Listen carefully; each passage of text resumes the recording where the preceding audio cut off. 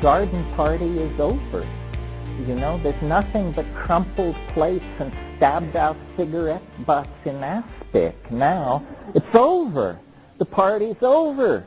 And where we're headed now is not clear, but we have finished our sojourn in three-dimensional space and historical time. And our technology and our dreams are about to carry us further. What this means for the rest of the Earth is hard to say. Life once left the oceans. Life once elaborated oxygen to the point where it threatened its own survival on the planet. Dan Joy once said to me, once you strip away the hype, it's just another concrescence. Quite true, but the hype is major because, you know, we haven't seen a turning point like this since before the bust-up of Pangaea, and that was 275 million years ago. This is bigger than that, and it's mind shedding matter. Matter was the vehicle that could carry mind a certain distance in its self-revelation.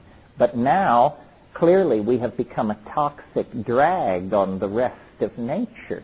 And it means it's time to move on. The womb would like to expel this puppy into whatever hyperspace awaits us. But clearly, if we remain in the womb of three-dimensional space and time, we're just going to mess the joint up, toxify it, wreck the oceans, and ultimately pollute ourselves and everything else to death. So the time has come to move on, and hey, we're moving on. I think the responsibility that we have is to spread reasonable hope. In other words, a lot of people are becoming frightened, and a lot of people will be more frightened. We haven't hit the white water yet. It's coming. But this is the long garden party before the white water.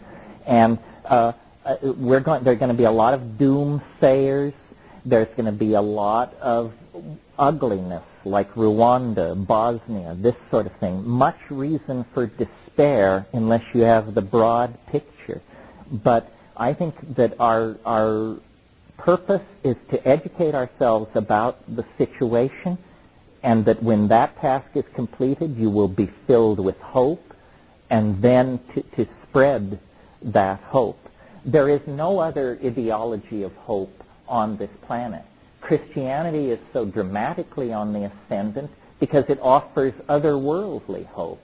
It denies this world. It consigns it to the flames and asks you to seek salvation in some other world.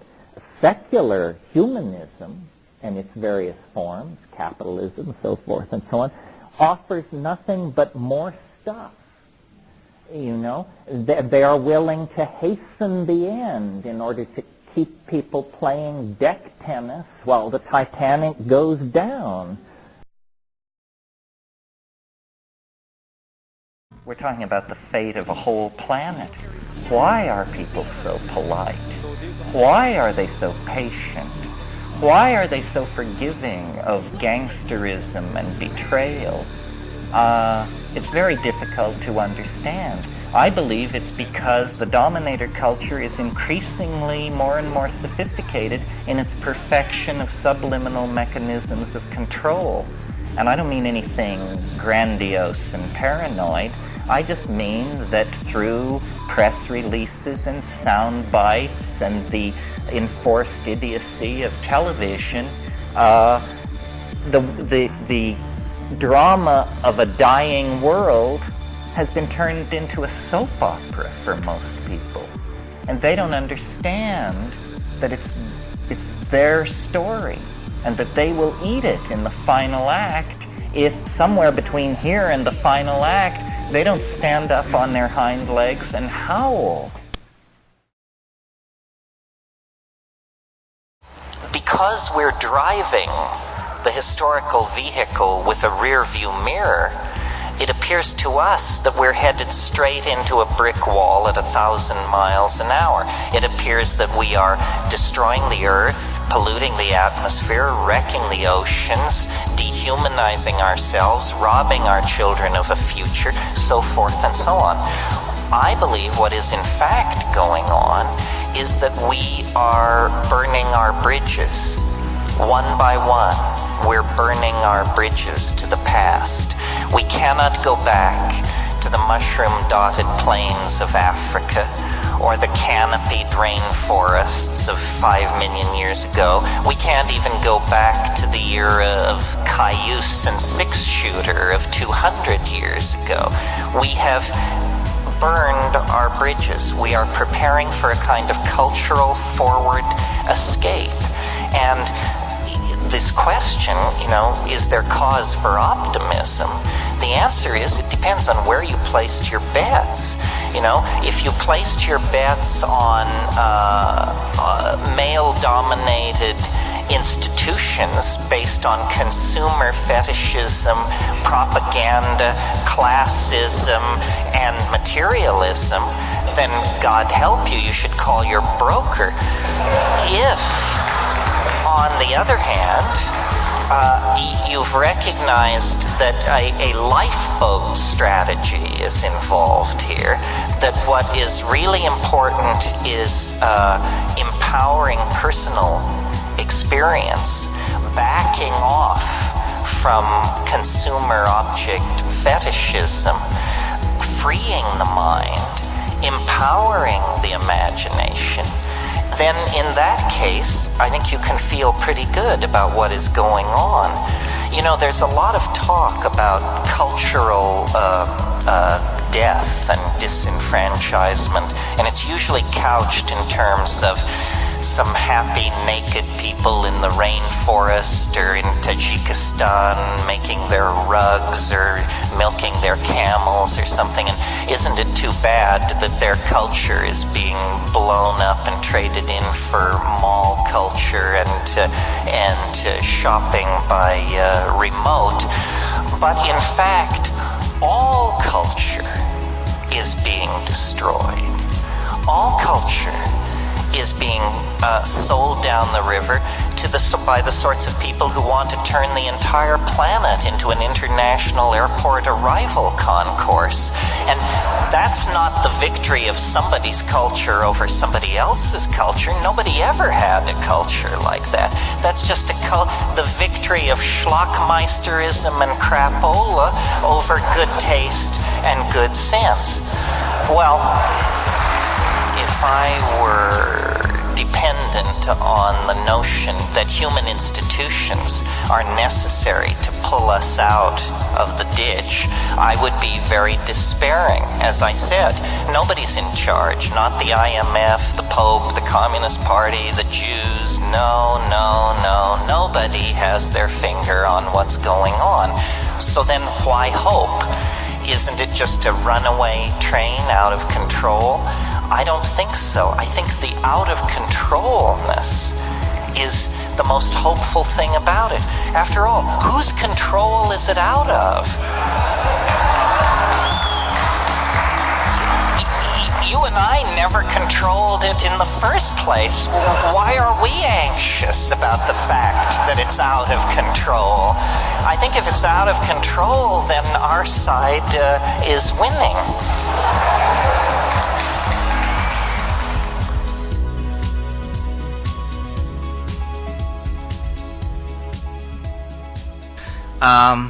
Here, I'd like to go over a list of areas that require attention. Some of this will be no news to you, some of it perhaps. Toxic disposal. We don't have a theory of toxic disposal. What we have is a theory of toxic hiding, shell games, postponement, tabling. We need a real method of toxic disposal. Until it comes, we continue to sequester radioactive and toxic materials throughout the world in the body of the Earth. Many of these toxic materials have half-lives of hundreds of thousands of years. Again, yesterday's newspaper. Greenpeace reported encountering a Soviet frigate in the Sea of Japan, dumping nuclear cores and nuclear coolant into the Sea of Japan, where the Japanese population draws 30% of its sea catch. We need toxic disposal. Plants have a role to play here. Many of you know that the solanaceous plants, like the Jimson weed and the datura, sequester heavy metals, but this information has not been made the centerpiece of a crash program to clean up the land, simply because people do not care enough, or rather human institutions, read corporations, do not care enough. Environmental restoration, another area where tiny pilot projects are held up in such a fashion to give people permission to think, well, that's under control, at least. We don't have to worry about that. Most of the restoration programs that you hear about are in fact cosmetic efforts designed to divert your attention from some greater horror being perpetuated somewhere else. You have to be very sophisticated because the enemy you're playing with is incredibly sophisticated. We need planet-friendly technologies. An obvious one is hydrogen. Hydrogen, when burned in an automobile or a boiler, combines with oxygen to produce water. It is a technology that is non-polluting. And by developing liquid natural gas storage and transportation technologies, we have proven that we can handle hydrogen. Hydrogen is highly explosive, but if you blow up a hydrogen loading or unloading depot, all you have is a very violent, localized explosion. You don't have planetary contamination of the water and the air. Hydrogen is the direction in which we should be moving. And the people who have studied it have put in place all kinds of technological schemes for bringing it to us. But the problem is that those who are already peddling natural gas and petroleum byproducts are not interested in this scheme. Their loyalty then is not to the species or to the planet, but the bottom line. In any civilized society, putting the bottom line ahead of civilization and planet would be a hanging offense, but not here. Another area, population control. This is one that everyone agrees with, but the facts of the matter have not, I think, been fully explored. A child born to a woman in San Francisco or Malibu will consume between 800 and 1,000 times the natural resources of a child born to a woman in Bangladesh. Where do we preach birth control? That's right, Bangladesh. The women who could make the notice that if every woman had one child, the population of this planet would fall by 50% in one generation. Now, without war, without famine, without displacement of populations, the population of the planet would fall by half in the lifetime of most people sitting here. I don't think people realize this. We tend to assume the population problem is unstoppable. The women most likely to hear the message that one woman, one child leads to a saner world are the highly educated women of the high-tech industrial democracies, the kind of women sitting in this room. Since their children are using 800 to 1,000 times more resources than the children of the third world, if 10 to 15% of the women in the high-tech industrial democracies were to follow this policy, the release of pressure on world resources would be visible within 10 to 15 years. Now, I realize these suggestions are highly controversial, and I have a number of them, so I don't want to. We could hold a whole conference on that concept. The other thing, another item, we need to deconstruct product fetishism. We need to, through the media, establish the idea that a Zen-like spareness is the highest expression of social consciousness when it comes to interior decorating, the building of country houses, and so forth and so on. Deconstruct product fetishism so that the Kikuyu or the Yanomamo become the paragons of behavior in terms of relating to material existence. We do not need to sell our souls to junk and then inherit a ruined planet. It makes no sense at all. This is a problem because the techniques of capitalism are to use advertising to spread discontent. They are selling you something you don't already have. Discontent is the obvious way to move you to make that purchase. So you're constantly being bombarded with images of your own inadequacy unless you have the correct running shoes, German automobile, or house in the country. Next item, demilitarization. There is much talk about getting rid of nuclear weapons because the leadership of these bankrupt fascist oligarchies could themselves be incinerated by nuclear weapons. But where is the lantern-jawed lad from Alabama on the subject of getting rid of all armies on this planet? Now is the moment, because there are not large crystallized power blocks set against each other. How about a 15% reduction in all military budgets across the board? No one can claim that their security is lessened because their enemies too would reduce military spending. Apparently there's a big game going on dealing all this lethal junk all over the world, and that's why there's no mention of demilitarizing even such regimes as the Haitian or the Somalian regime. It is apparently a natural right of dominator jerks to have as much weaponry as they can buy with the money they steal and squeeze out of their captive populations. Another area, democratic values and human rights.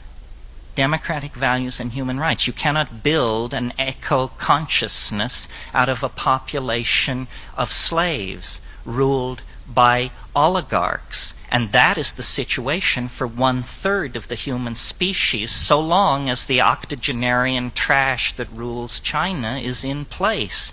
Where is our government on that issue? And that leads me to government accountability. Are we making our governments accountable in the matter of preserving the environment, cleaning up toxic waste, disposing of the manufacturing processes of these oh-so-necessary weapons stockpiles that these characters feel they have to have? Well, that's a pretty nuts and bolts laundry list, not the sort of thing you're used to hearing from me.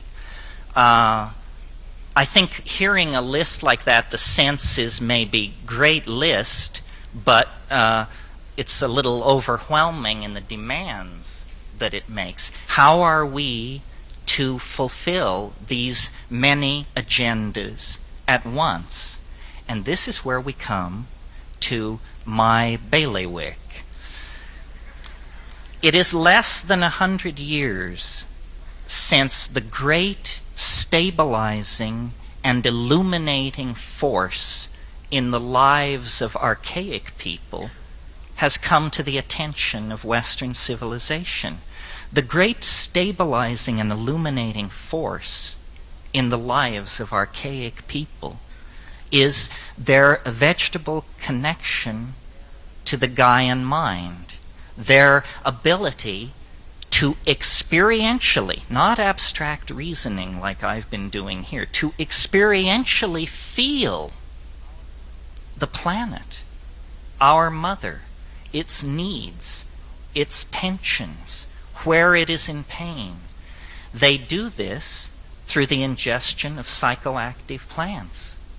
They did this through the ingestion of psychoactive plants for 50 to 100,000 years before the excrementally brained monotheist agriculturalist faction arose.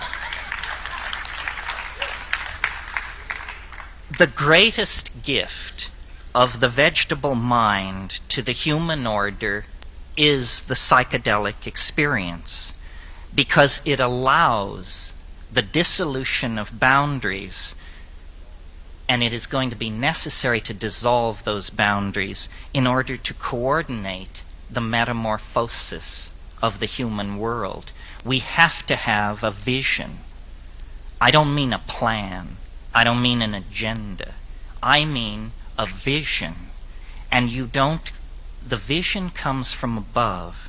It comes from, call it the unconscious, call it the Gaian mind, call it the Great Spirit. It doesn't come out of committee meetings and the data gathered by statistical analysis. We lack, at the highest level, not you and not me, but at the controlling level, we lack a vision. The best leaders among us are no more than crisis managers, attempting to manage us past an apocalypse that they are coming to believe is inevitable. That isn't good enough. That's not what my daddy raised me for, and it's not what your daddy raised you for.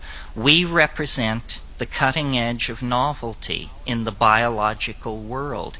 Our self-reflective consciousness is our great glory. It also opens for us a dimension of moral responsibility unknown to the rest of the denizens of nature.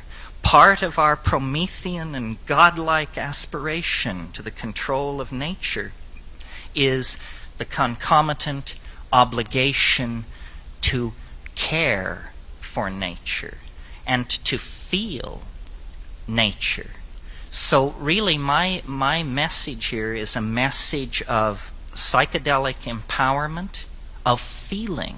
The ideas will come, the ratiocination will come, but what we have to do is feel our dilemma. If we could feel our dilemma and make other people feel our dilemma, we would move rapidly toward real solutions. We are anesthetized. We are a world dying under anesthesia for lack of authentic experience, authentic connection with the living world out of which we came. Recently, just this past week, I read a wonderful book, which I recommend, called Going to the Heart by Kenny Green, or Good, I think, an anthropologist who lived with the Yanomami. The important thing about this book is he lived with them for 12 years, but he married a young girl of the tribe, and it tells the story of their life in the Amazon and their life in Rutherford, New Jersey.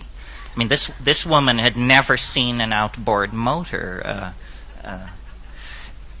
It was a wonderful book. I was skeptical when I began reading it. I just thought, why do I have to read about some guy who trophies a woman in the Amazon?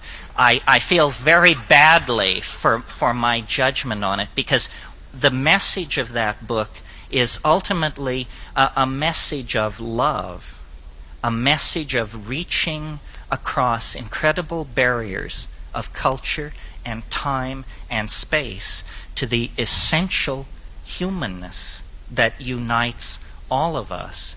And if we can do this by whatever techniques are available, if we can create a sense of community globally, then attending that sense of community will be a sense of caring and responsibility.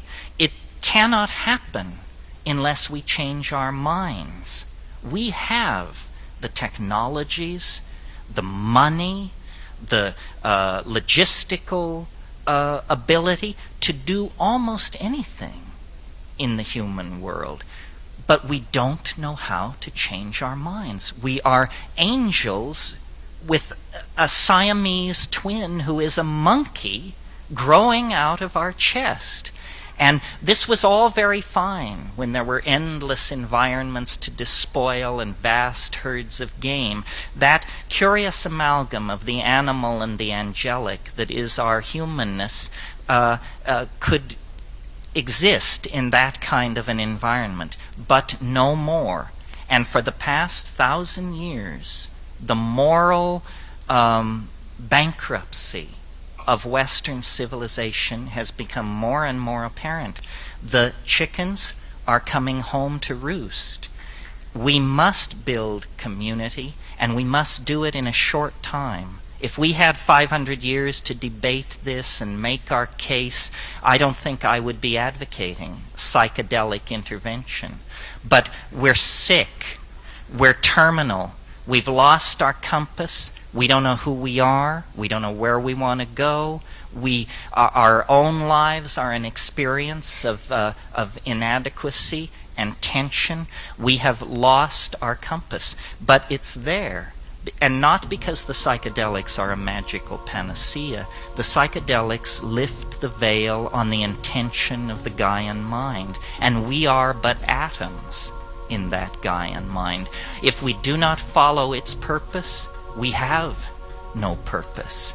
Who do we think we are? Western science is 600 years old. Human beings have been on this planet 2 million years. Life, 1.4 billion years. There is an enormous wisdom in biology, and we must become able to tap into that, articulate it, and then activate it. We are the crowning achievement of the evolutionary process.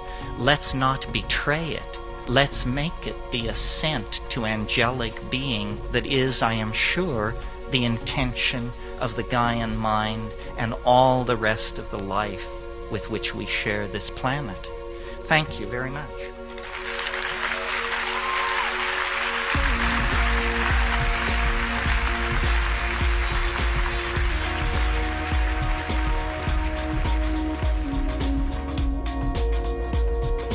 Somehow this concept of connectivity is intimately linked to the concept of complexity. And so really what I'm saying is that the universe is getting its act together. It's connecting the dots. It's bringing everything into co-relationship with everything else. And somehow it does this through the production of consciousness.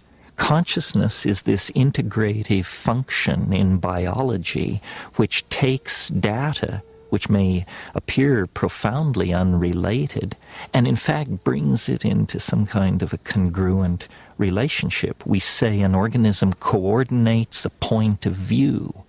Well, in a way, what's happening over time is that the universe is coordinating a point of view. And as it does this, it becomes somehow more aware, more self-conscious, more being-like and less thing-like. You could almost say that nature abhors habit, and so it seeks the novel by producing various kinds of phenomena at every level in biology, chemistry, and society. And so there really is a purpose to the universe. Its purpose is this state of hypercomplexification in which all of its points become related to each other, become what mathematicians call cotangent. And it gives the universe the feeling of being imbued with a caring presence. Well, the great watershed difference between the archaic understanding and what is called scientific materialism is the archaic mind understood, in fact perceived, that nature is conscious. Nature is alive. Nature is an organism full of intent. The goal of the archaic mind is to connect with, communicate with, and align itself to this greater Gaian holism, which is sometimes called nature, the great spirit, the realm of the ancestors. But this is what the archaic mind understood and was comfortable with. And in fact, it is true. Our own decision to view the universe as dead, as inanimate, as unintelligent, allowed us, permitted us to dissect it, use it, and deny its validity outside of human purpose. Now the consequences of living like that is coming back to haunt us. You know, we have almost destroyed our home. We have almost cut the earth from beneath our own feet. So this impulse toward the Gailanic and the archaic is a survival instinct. At this point, we must give reverence and credence to nature and nature's methods, because no other methods will allow us to work our way out of the present mess we're in. High temperature, high energy resource extraction, commodification, mega agriculture, we're at the end of the rope for these things. So the archaic holds answers, but it only holds answers if we are willing to think of the universe as a living, intelligent entity with which we are in partnership, not set against, but that in fact we are a part of a morphogenetic intent and an unfolding reality that is larger than human understanding. Imagine larger than human understanding.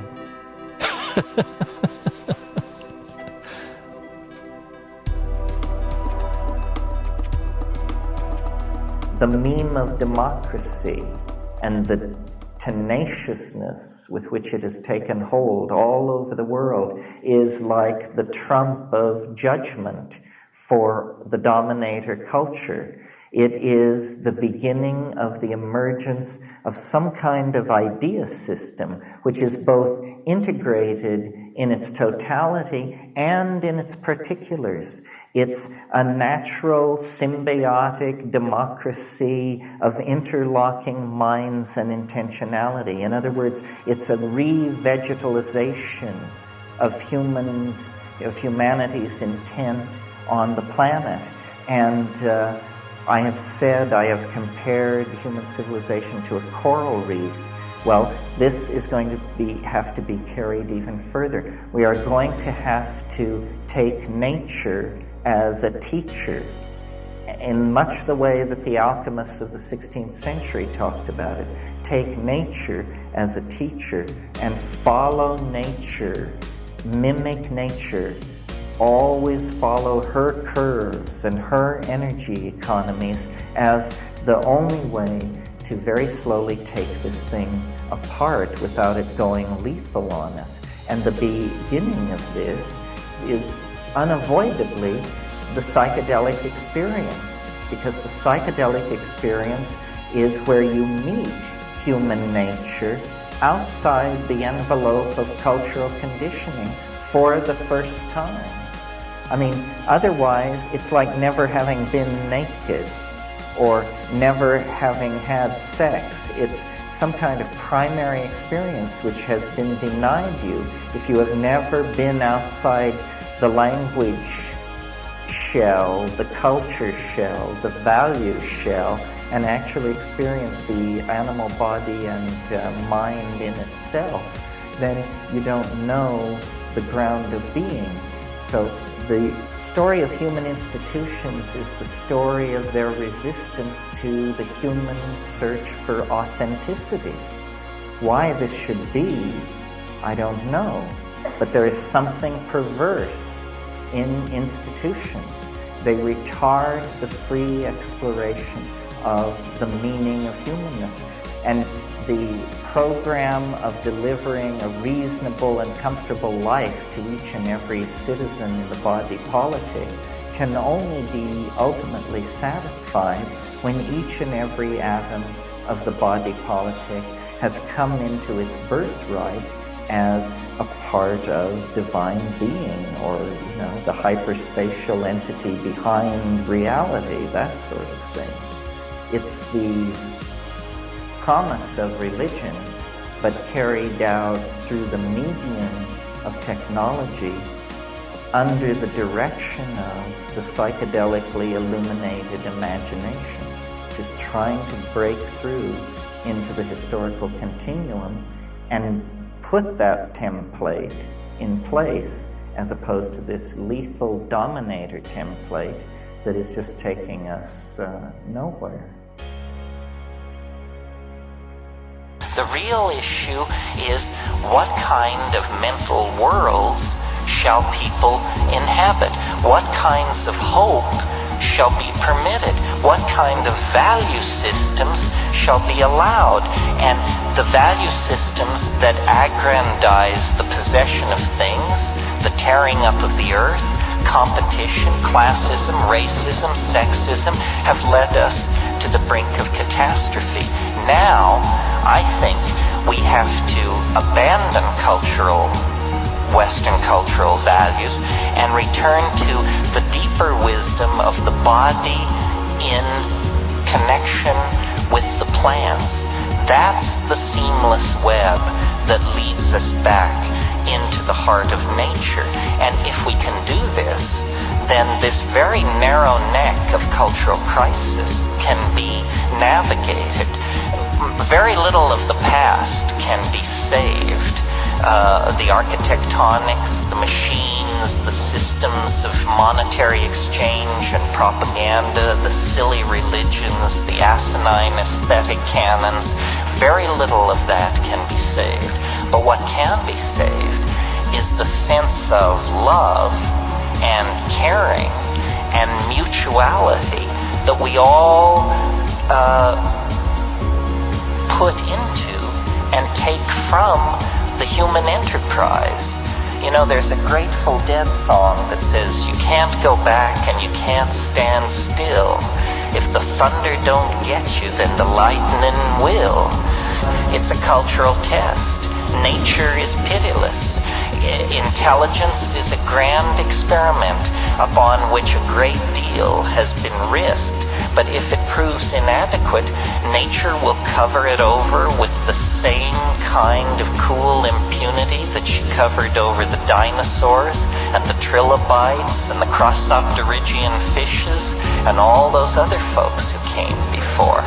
So what we must do, I think, is see our future in the imagination, catalyze the imagination, form symbiotic relationships with the plants, affirm archaic values, and spread the good news that what is out of control, what is in fact dying, is a world that had become too top-heavy with its own hubris, too bent by its own false value systems, and too dehumanized to care about what happened to its own children. So I say, good riddance to it. Bring on the archaic revival, and let's create a new world. And that's it.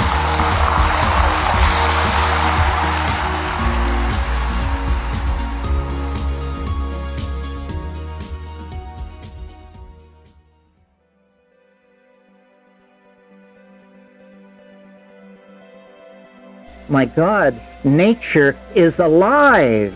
It's talking to us. It's alive. No, this is not a metaphor. I am not a romantic. This is not an artistic or aesthetic stance. Nature is alive. Someone is on the line.